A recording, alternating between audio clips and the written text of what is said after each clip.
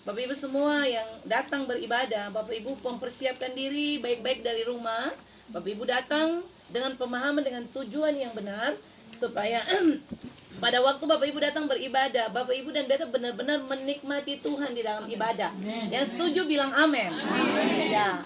Nah mari kita akan sama-sama belajar firman Tuhan. Bapak Ibu, beta mau mengundang Bapak Ibu semua boleh bangkit berdiri sebelum kita akan mendengar firman. Mari kita semua mau baca firman Tuhan, kita berdiri di hadapan Tuhan, ya. Kita mulai memperbiasakan diri baca firman, kita mau berdiri Bapak Ibu.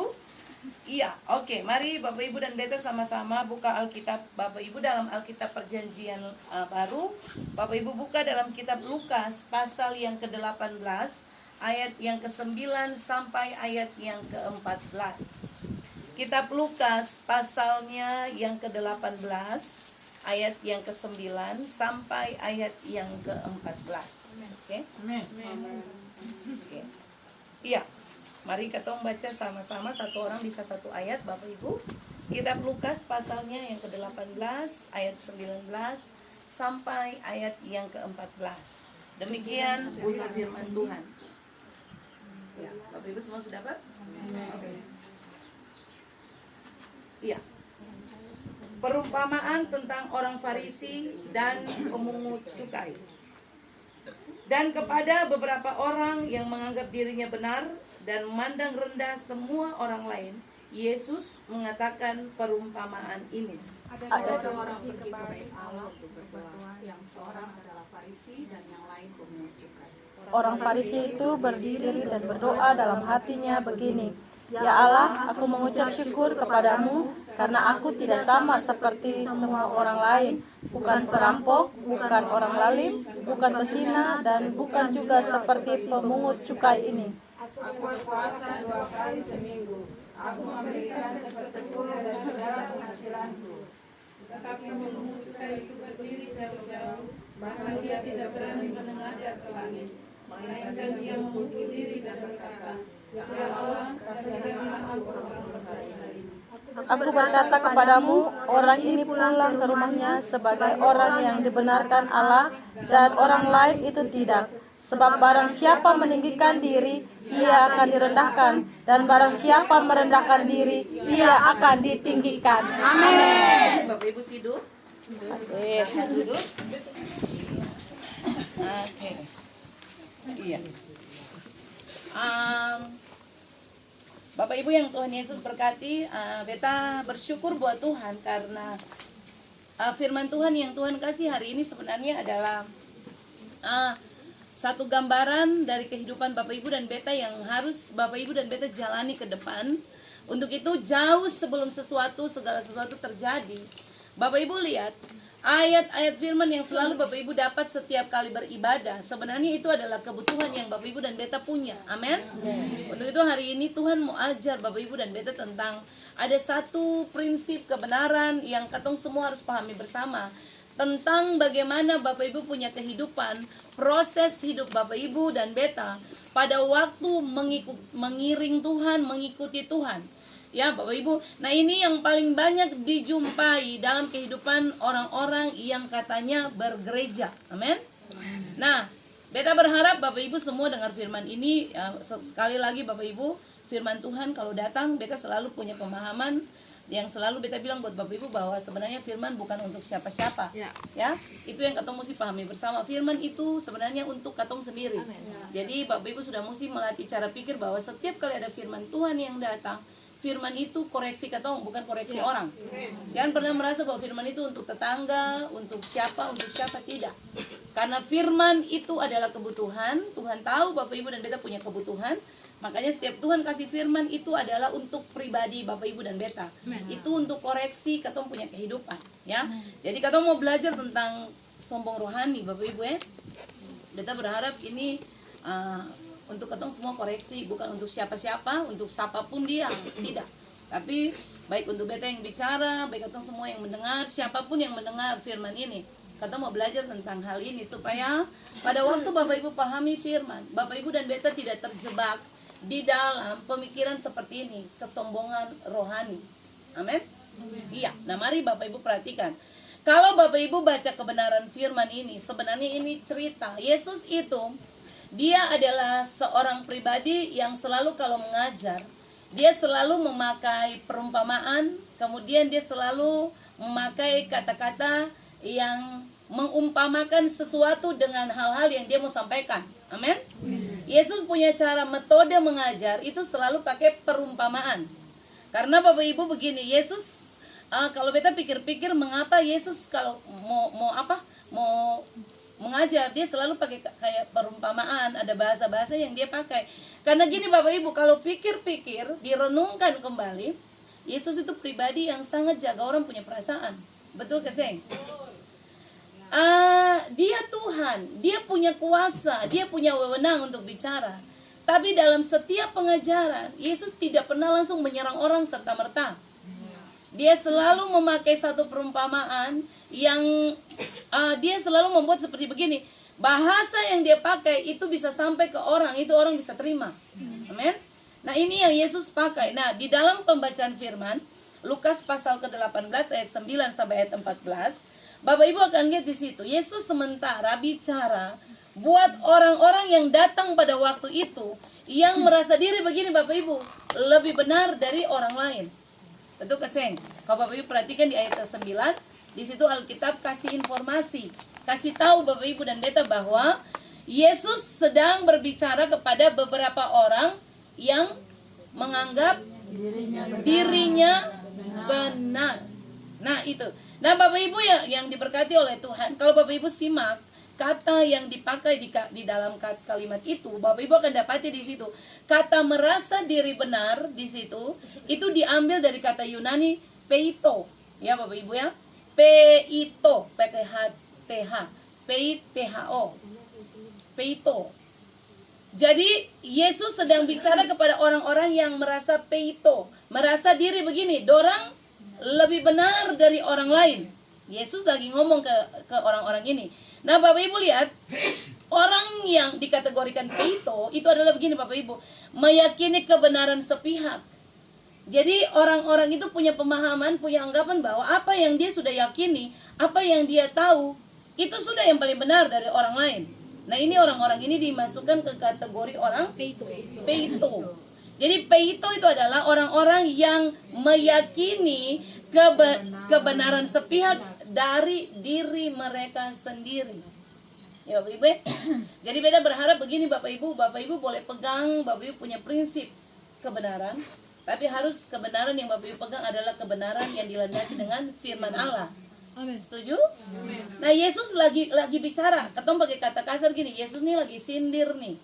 Lagi mau bicara, kasih kata-kata sindiran buat orang-orang tipe begini. Tapi dia pakai perumpamaan. Nah, beta berharap Bapak Ibu setelah dengar kata peito, Bapak Ibu dan beta tidak ada dalam kategori peito yang meyakini kebenaran cuma sepihak. Meyakini kebenaran yang katong tahu itu sudah yang katong pegang agang. Dan katong merasa bahwa yang katong punya itu lebih benar dari apa yang orang punya. Itu yang Yesus lagi bicara. Nah, mari lihat sama-sama dengan beta Bapak Ibu. Kalau Bapak Ibu belajar firman Allah secara benar, Bapak Ibu akan dapati begini. Ternyata Bapak Ibu dan beta menyembah Yesus. Dia adalah Tuhan yang paling suka menyoroti kehidupan orang. Bapak Ibu ingat kisah tentang katong belajar waktu dia perhatikan peti persembahan? Pernah Bapak Ibu sudah dapat pengajaran itu? Ketika Yesus duduk berhadapan di dalam bait Allah, lalu dia memandang peti persembahan, Bapak Ibu pikir itu apa? Itu cara Yesus mengamati. Jadi Yesus selama 3,5 tahun ada di bumi, dia orang yang paling sering mengamati segala sesuatu yang ada di sekeliling dia. Begitu. Makanya sampai kepada persembahan pun dia amati. Makanya kemarin waktu Bapak Ibu dapati pengajaran tentang bagaimana Yesus memuji persembahan dari janda miskin itu dibanding dengan orang kaya yang memberi, itu hasil survei, hasil amati, lalu hasil Tuhan Yesus ambil kesimpulan tentang bagaimana cara orang membawa persembahan kepada Tuhan. Yesus lihat, Yesus amati. Nah, Bapak Ibu bukan sampai di situ saja. Bapak Ibu harus tahu, Bapak Ibu punya Tuhan ya. Yesus adalah pribadi yang sering mengamati, bikin pengamatan. Kemudian begini, bukan sekedar amati, tapi dia memposisikan diri kepada apa yang Bapak Ibu dan beta sedang lakukan. Makanya kalau Bapak Ibu belajar kata mengamati di situ dia pakai kata empati. Yesus sering berempati dengan hal-hal yang ada di sekeliling dia. Waktu Yesus lihat itu peti persembahan, lalu dia melihat itu janda miskin datang bawa 2 itu peser, dia punya seluruh nafkah hidup dia sudah itu. Yesus amati, bukan sekedar amati, Yesus rasa apa yang janda itu rasa. Waktu kasih dia langsung mati, dia nggak ada apa-apa untuk hidup lagi. Yesus juga amati orang kaya. Yesus bilang begini, yang kasih banyak itu janda. Karena apa? Waktu Yesus bilang yang kasih banyak itu janda, dia tahu, dia rasakan yang orang kaya itu begini, masih ada cadangan banyak di rumah. Kasih juga tidak akan mati, tapi janda ini pasti tidak punya apa-apa. Jadi Bapak Ibu perhatikan ini, Katong sedang belajar dan Bapak Ibu harus pahami gini, Tuhan kita adalah Tuhan yang suka mengamati. Katakan amin. Amin. Sampai di titik mengamati saja tidak. Dia adalah Allah yang berempati. Oke? Sama dengan firman hari ini. Ketika dia mau bicara, Bapak Ibu sebenarnya dia itu mengamati. Mengamati dari sisi mana? Dia sedang bikin satu pengamatan gini. Dia ambil contoh orang Farisi dan orang pemungut cukai. Bapak Ibu pasti tahu cerita tentang orang Farisi itu siapa. Bapak Ibu pasti tahu cerita tentang pemungut cukai itu siapa. Beta selalu bilang ulang-ulang Bapak Ibu, di zaman itu orang pemungut cukai itu orang-orang terpinggirkan, orang-orang kaum marginal, orang-orang yang tidak terpandang di kalangan orang Farisi. Karena bagi orang Farisi itu begini Bapak Ibu, orang Farisi itu orang Farisi itu orang Yahudi Bapak Ibu itu sangat eksklusif. Orang-orang ini nih sangat menutup diri dari semua orang yang ada di lingkungan dorang. Apalagi dorang menganggap gini, orang pemungut cukai itu musuh bebuyutan. Ya Bapak Ibu, karena Bapak Ibu harus tahu bahwa di zaman itu orang-orang pemungut cukai itu bekerja untuk pemerintahan Romawi. Makanya itu yang menimbulkan dorang paling benci sama orang pemungut cukai. Nah Bapak Ibu lihat, Yesus ambil satu perumpamaan. Dia pakai standar ini Bapak Ibu, dia cerita. Dia lagi bilang, lagi bicara untuk orang-orang yang rasa diri paling benar, peito. Dia lagi bilang begini, ada 2 orang, ada 2 posisi, 2 keadaan. 2 orang yang datang berdoa di bait Allah. Satu orang Farisi, satu pemungut cukai. Bapak Ibu lihat cerita itu? Yesus bilang apa? Pemungut cukai datang, orang Farisi datang duluan. Lalu orang Farisi bilang apa kalau Bapak Ibu baca di situ? Ya.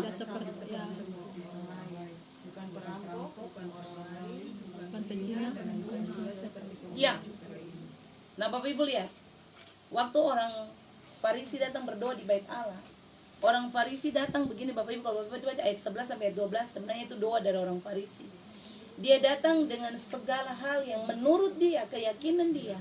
Yang tadi beta bilang itu peito tadi itu sepihak. Dia datang dengan keyakinan yang dia pegang itu sepihak.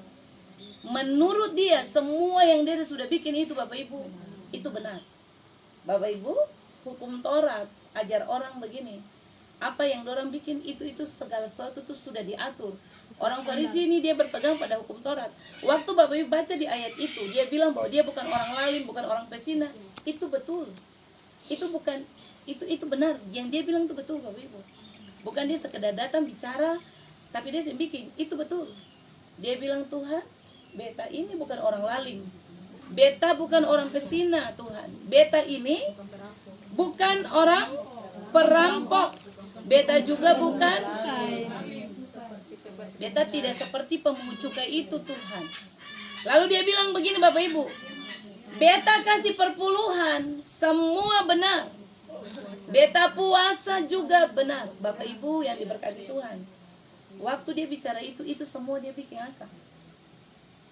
Jadi Bapak Ibu jangan kira kata dia cuma berdoa, tapi dia bikin, itu dia bikin standar dia. Makanya tadi peito, Tuhan bilang dia ini peito. Menurut dia, keyakinan yang dia pegang itu benar. Sepihak dia pikir semua hukum Taurat dia bikin itu, dia sudah paling hebat. Dia salah Bapak Ibu, dia salah alamat.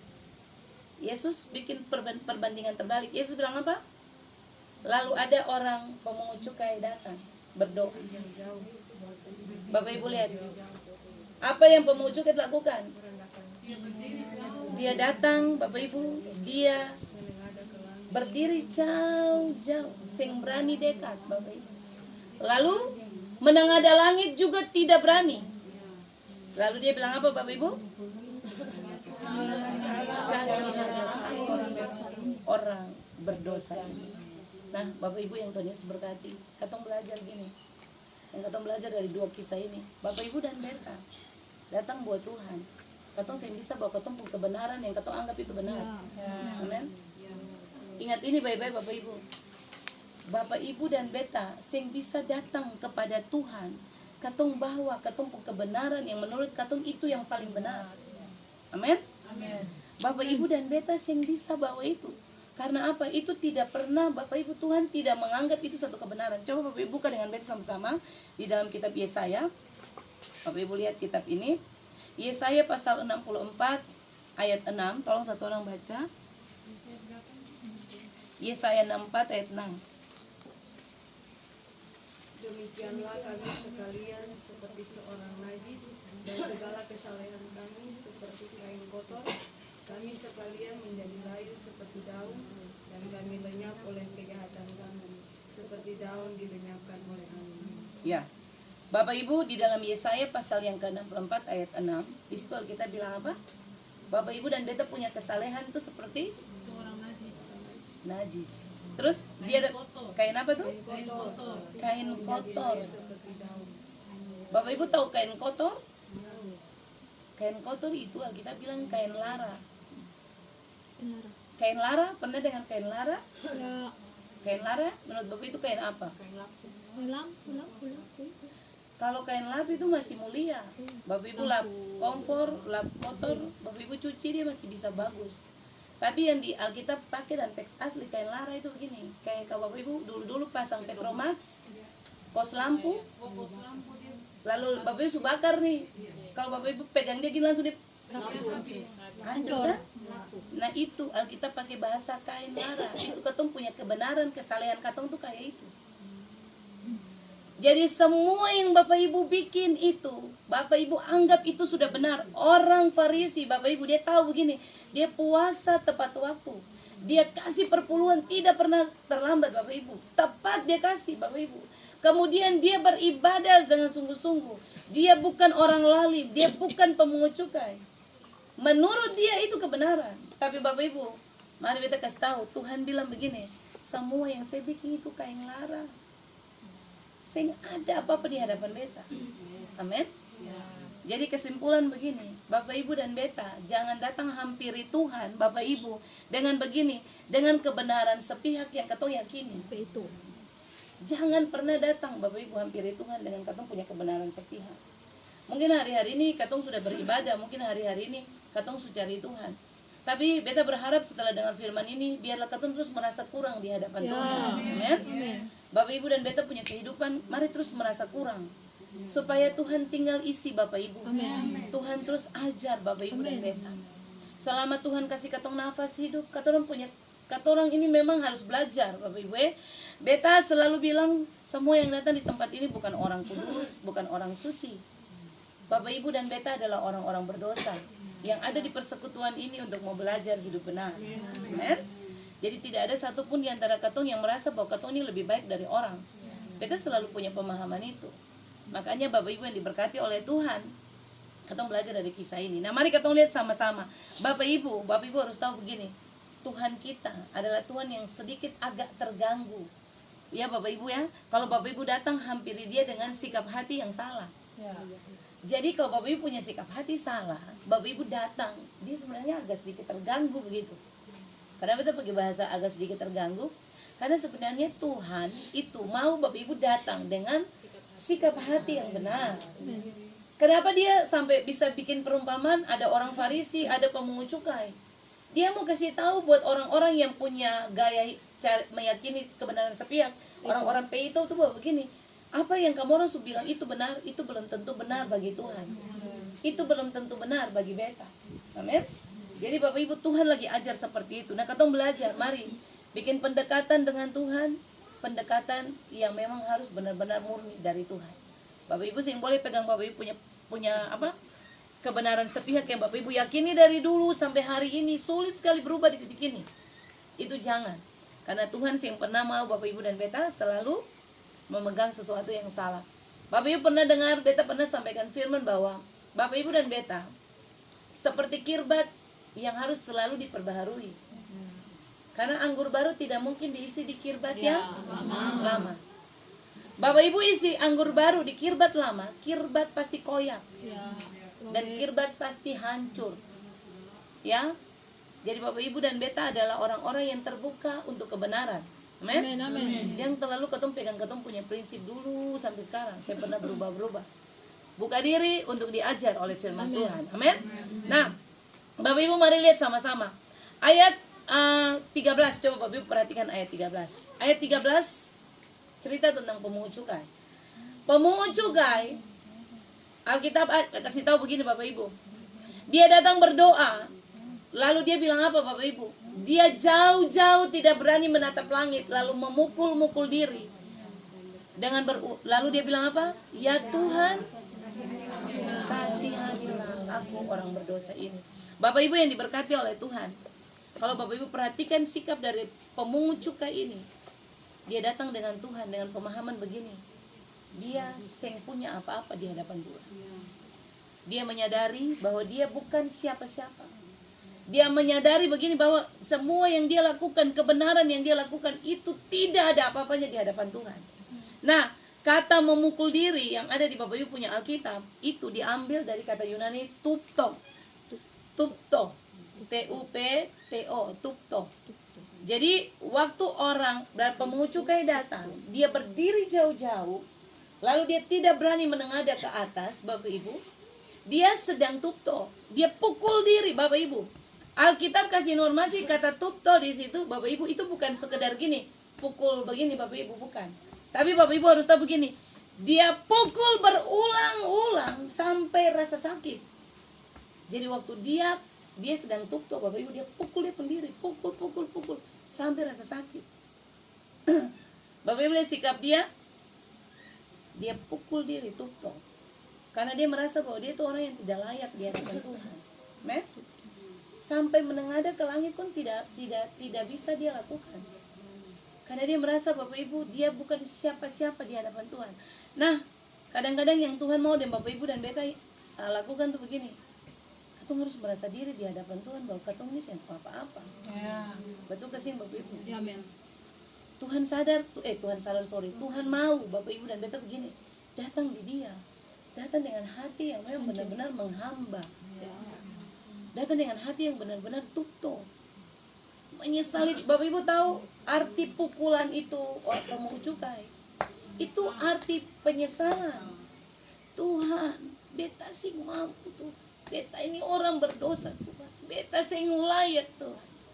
Nah waktu Bapak Ibu merendahkan diri Bapak Ibu di hadapan Tuhan dengan cara tupto, Bapak Ibu menyesali Bapak punya perbuatan, menyesali Bapak punya kehidupan. Alkitab bilang apa? Tuhan perhitungkan segala sesuatu. Amin. Jadi Bapak Ibu dekati Tuhan dengan pendekatan seperti pemungut cukai ini. Dengan penyesalan yang sungguh. Dengan rasa diri bahwa tidak punya apa-apa di hadapan Tuhan. Rasa diri bahwa katong ini sebenarnya bukan apa-apa. Kalau hari ini Tuhan mau angkat, Tuhan punya pagar perlindungan dari Bapak Ibu dan beta saja, Bapak Ibu dan beta sudah selesai dalam waktu yang sesingkat-singkatnya. Tapi oleh karena kemurahan Tuhan, hari ini Bapak Ibu dan beta masih ada. Itu tanda dia paling sayang Bapak Ibu dan beta. Katong bisa berikan kemuliaan buat Tuhan. Ya Bapak Ibu. Jadi Bapak Ibu yang diberkati Tuhan, kalau Bapak Ibu katong belajar dari pemungut cukai ini, waktu dia benar-benar pukul diri, bukan sampai di titik dia menyesal, tapi coba Bapak Ibu lihat kalimat berikut yang dia bilang di dalam ayat bacaan tadi. Dia bilang apa? Ya Allah. Betul? Dia bilang begitu? Ya Allah, kasihanilah aku orang berdosa ini. Nah Bapak Ibu, supaya katong sing sombong rohani, pertama yang katong lakukan yang tadi seperti pemungut cukai itu. Katorang peito. Datang di hadapan Tuhan. Mesti rasa diri begitu. Sorry, bukan peito, tupto. Tupto. Itu tuh yang apa nih? Tupto. Sorry. Tupto itu pukul diri.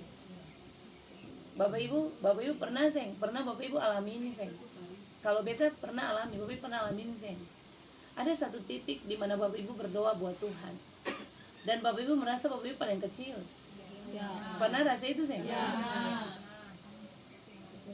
Ada satu titik hidup Bapak Ibu yang Bapak Ibu pernah menikmati gini. Waktu Bapak Ibu duduk di kaki Tuhan, lalu Bapak Ibu pas mau doa Bapak Ibu rasa Bapak Ibu sing punya apa-apa, sing layak lah. Waktu Bapak Ibu sampai titik itu cuma air mata yang bisa keluar. Pernah alami itu? Nah, itu yang pemungut cukai lakukan. Jadi yang Tuhan mau tuh begitu. Supaya katong tidak merasa katong paling benar, katong tidak merasa katong lebih hebat. Mari Bapak Ibu milikilah hati itu. Setiap duduk di kaki Tuhan, Bapak Ibu lihat kenapa setiap kali ibadah, sampai kalau dalam penyembahan, beta tuh selalu nangis, bukan menangis karena sedih kah, ada orang bilang apa, Seng. Tapi ingatnya begini, aduh kalau bukan Tuhan saja, katong ini bukan apa-apa. Itu yang selalu Tuhan ingatkan. Merasa diri paling kecil, merasa diri yang punya apa-apa, merasa diri tanpa Tuhan, katong ini sekali sumati. Itu yang membuat sering menangis itu begitu, ya. Jadi itu yang Tuhan mau Bapak Ibu miliki hati itu. Lalu yang berikut Bapak Ibu, pemungut cukai bukan sampai di titik merasa diri yang punya apa-apa. Dia bilang begini, ya Allah. Ya, dia bilang kasihanilah aku orang berdosa ini. Bapak Ibu kata ya Allah itu dipakai kata Yunani theos. Theos. Theos. Jadi kata theos itu arti kata theos itu begini Bapak Ibu. Dia sedang memposisikan Tuhan sebagai Allah yang punya posisi keilahian tertinggi dalam hidupnya. Jadi waktu dia panggil Tuhan, dia bilang Theos, dia bilang ya Allah. Dia lagi taruh Tuhan, punya posisi itu Bapak Ibu, itu di atas segala yang dia tahu. Amin. Ini sikap orang yang memang benar-benar merasa bahwa di hadapan Tuhan sih punya apa-apa. Jadi waktu waktu pemungut cukai dia menyadari karena dia orang berdosa, dia panggil Tuhan. Dia tidak panggil kosong tuh Bapak Ibu. Kalau Bapak Ibu belajar teks ini, Bapak Ibu akan dapati dia bukan sekedar bilang Tuhan. Kadang-kadang ketemu punya panggilan Tuhan tuh kosong ya. Beta, Bapak Ibu pernah mengalami beberapa kali kalau bilang Tuhan biasa, saya ada rasa ada kekuatan apa-apa di situ. Karena ketemu punya sikap hati dari awal mau berdosa salah. Katong pikir sibuk urus ini, urus itu. Pernah saya Bapak Ibu sibuk tiba-tiba mau datang ibadah, Bapak Ibu nyembah jari hadirat paling susah. Karena Bapak Ibu dan beta punya cara pikir, sikap hati salah. Tapi ada satu sisi Bapak Ibu punya sikap hati yang memang benar-benar haus dan lapar Tuhan. Pas Bapak Ibu datang ibadah, pas penyembahan Bapak Ibu bisa hancur. Bapak Ibu nangis di situ, Bapak Ibu rasa Tuhan benar-benar ada di situ. Nah ini yang Tuhan mau, Bapak Ibu dan beta memposisikan diri sebagai pemungut cukai ini. Mari datang, waktu Bapak Ibu panggil dia Tuhan, Bapak Ibu panggil Theos, Bapak Ibu lagi mengakui keilahian dia di atas segala yang Bapak Ibu punya. Mari berikan kemuliaan Bapak Ibu buat Tuhan. Amin. Ya, lalu pengertian Theos yang kedua begini Bapak Ibu. Waktu pemungut cukai dia panggil kata dia Tuhan, dia sedang begini Bapak Ibu, bilang buat Tuhan begini, Tuhan, Engkau adalah hakim yang adil itu. Kenapa dia bilang begitu? Karena dia ada di posisi begini Bapak Ibu. Dia diperhadapkan dengan orang Farisi yang ada di depan dia. Yang merasa diri paling benar dari semua orang yang ada di situ. Makanya waktu dia datang, Alkitab bilang dia jauh-jauh, dia yang berani mendekat. Dia tidak berani menengadah ke atas langit. Dia cuma ada di jauh, lalu dia cuma bilang pukul diri Bapak Ibu. Lalu dia cuma bilang begini bahwa, ya Tuhan, Engkau adalah hakim yang adil. Dia lagi mencurahkan isi hati buat Tuhan bahwa yang bisa menilai dia cuma Tuhan saja. Amin. Kadang-kadang manusia punya penilaian untuk Bapak Ibu dan beta salah, meleset jauh. Tapi Tuhan punya penilaian tidak pernah meleset. Betul kasih. Maka milikilah pemahaman ini Bapak Ibu. hidup kita bukan ditentukan dari apa kata orang, Ya. tapi hidup kita ditentukan dari apa kata Tuhan. Amin. Manusia boleh menilai. Bapak Ibu, kemarin ketemu belajar di Mama Eta Puruma, Bapak Ibu dan Beta, kalau mau hidup dalam kerajaan Allah, firman Tuhan di kitab Roma bilang kerajaan Allah bukan terdiri dari makan dan minum, tapi terdiri dari kebenaran, damai sejahtera, dan sukacita yang berasal dari Roh Kudus. Kalau mau hidup dalam kerajaan Allah, Bapak Ibu harus hidup dalam kebenaran. Kebenaran di dalamnya ada hal jangan menghakimi. Kemarin ketemu belajar gitu ya? Jadi Bapak Ibu dan Beta dikasih hak untuk menilai saja, tapi penghakiman sing boleh. Menilai orang dari susu sidit pandang Bapak Ibu sing papa, tidak dosa. Cara menilai, oh tipe orang ini nih seperti ini, orang ini nih sering marah, orang ini begini, oke boleh. Tapi pada satu saat Bapak Ibu ambil keputusan, kesimpulan, itu salah, karena itu penghakiman. Karena Bapak Ibu dan Beta tidak ditentukan untuk jadi hakim. Boleh nilai orang sesuka Bapak Ibu, tapi biarlah Tuhan yang mengadili orang dengan sebenar-benarnya dan seadil-adilnya. Nah itu yang kita harus pahami bersama. Waktu orang pemucuk kayak panggil Allah Theos, dia lagi bilang gini, Tuhan jadi saksi saja, jadi hakim yang adil saja antara Beta dan orang ini. Amin. Bisa Bapak Ibu? Jadi itu yang orang pemucuk kayak bilang. Lalu yang berikut dia sampai di titik apa Bapak Ibu? Setelah dia bilang, ya Tuhan, kasihanilah aku orang berdosa ini. Bapak Ibu, kasihanilah aku, kata itu diambil dari kata Yunani hilaskomai. Hilaskomai. Tulisnya biasa, hilaskomai. Oke? Hilaskomai punya pengertian begini Bapak Ibu. Perlihatkanlah kemurahan hatimu kepadaku ya Tuhan. Ya.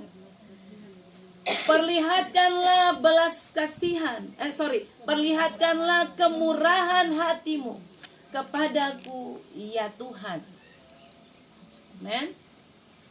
Dia lagi mengharapkan kemurahan hati Tuhan. Dia lagi mengharapkan Allah bermurah hati kepada dia. Karena dia merasa dia tidak punya apa-apa di hadapan Tuhan. Amin.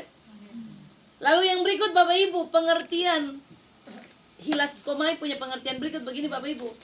Dia lagi bilang buat Tuhan, ampunilah aku Tuhan.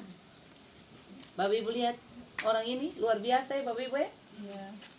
Dia tahu dia punya posisi di hadapan Tuhan karena dia sudah dicap orang berdosa. Dia tahu dia adalah orang yang tidak punya apa-apa. Makanya dia bilang begini, Tuhan ampunilah aku. Dia merasa dia orang yang paling hina, orang yang berdosa karena cap sudah melekat pada dia dari awal sekali Bapak Ibu. Pemucuk itu orang-orang berdosa, orang-orang yang tidak punya apa-apa. Makanya dia bilang buat Tuhan, kasihanilah, ampunilah aku, ampunilah aku. Nah yang berikut Bapak Ibu, yang berikut hilaskomai punya pengertian berikut begini Bapak Ibu. Dia lagi bilang buat Tuhan begini, waktu dia bilang ya Tuhan kasihanilah aku, ya Tuhan hilaskomai aku. Dia lagi bilang begini, Tuhan bikin rekonsiliasi antara aku, antara Beta dengan Tuhan, gitu.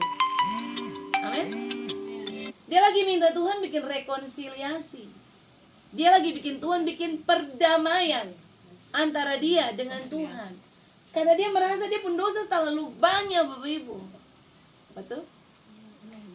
Orang yang hidupnya yang sombong rohani itu orang yang berani mengaku dia punya kesalahan di hadapan siapapun.